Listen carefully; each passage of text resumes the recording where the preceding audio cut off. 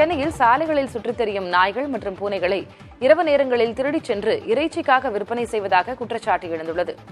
கீழ்ப்பாக்கம் குளக்கரை சாலையில் உள்ள பல்வேறு தெருக்களில் சுற்றித் திரியும் பூனைகளை பிடித்து சாக்கு மூட்டைகளில் எடுத்துச் செல்வதாக விலங்குகள் நல ஆர்வலர் ஜோஷ்வா என்பவர் அதிர்ச்சி தகவலை தெரிவித்துள்ளார்.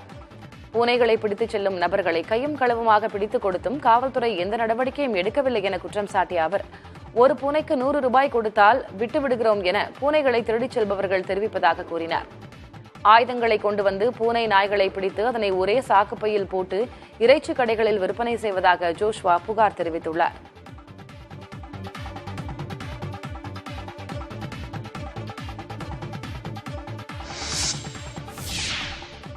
நேற்று மிட் நைட்டில் நான் ஒர்க் முடிச்சுட்டு எழுந்து பார்க்குறேன், வெளியில் ஒரு பர்சன் வந்து ஒரு சின்ன பையனோட வெளியே வந்து மூட்டை மூட்டையாக எடுத்துகிட்டு வண்டியில் கட்டிகிட்டு இருந்தார். நான் போகிறதுக்குள்ளே அதையெல்லாம் தூக்கி ஓரமாக ஒரு இடத்துல ஒரு இருட்டில் வச்சு மறைச்சிட்டார். சரி, இது எதுவுமே இல்லை போல், நான் கேட்டதுக்கு இல்லை எல்லாம் ஓடிடுச்சு, நான் வந்து பூனையை பிடிக்க வந்தேன் அப்படின்றாரு. அப்போவே நான் அவனை கன்ஃபரண்ட் பண்ணதுக்கு இல்லை அதுங்கெல்லாம் ஓடிடுச்சுங்க, நீங்கள் எதுவும் சொல்லாதீங்க, என்னை தள்ளி விட்டுட்டு ஓடிட்டார். நான் இதுவும் மீறி அவரை சேஸ் பண்ணி ஒரு 3 கிலோமீட்டர் சேஸ் பண்ணி அவரை பிடிக்க போனால் அங்கே ஒரு பூனையை பிடிச்சிட்டு இருக்கார் அவ்வளோ தைரியமாக நைட்டில்.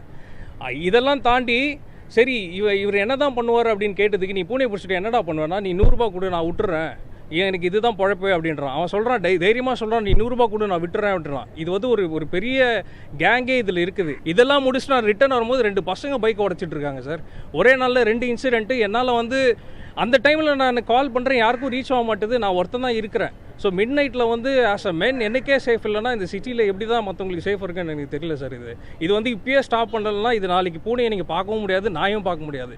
பூனையை வந்து நீங்கள் ஏதோ ஜூலியோ இல்லைனா கார்ட்டூனில் தான் பார்க்கணும். இதே மாதிரி நடந்துச்சுன்னா டெய்லி கொண்டு போட்டு அது ஒரு பூனைனா அவன் சாப்பிட்லாம், 10-15 பூனையை வந்து யார் சாப்பிடுவோம் ஒரே ஆள். இது வேறு ஏதோ ஒரு ரோட் சைட் பிஸ்னஸாக இருக்குது சார்.